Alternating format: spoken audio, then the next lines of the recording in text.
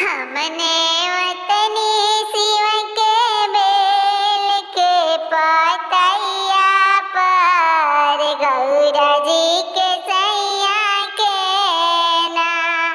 हमने वतनी शिव के बेल के पतैया पर गौरा जी के सैया के ना।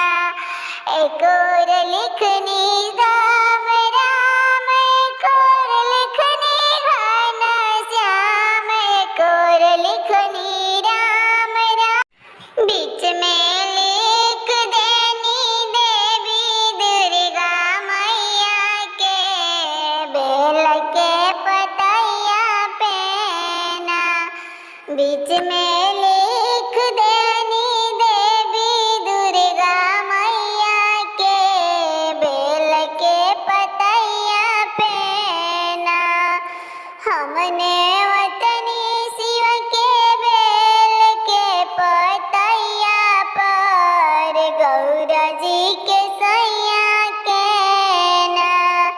हमने वतनी शिव के भंगिया धतुरवा से गौरा जी के सैया के ना।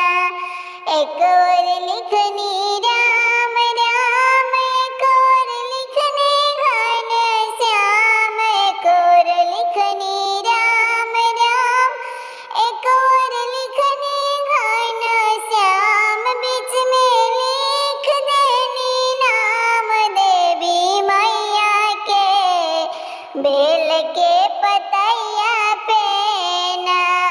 बीच में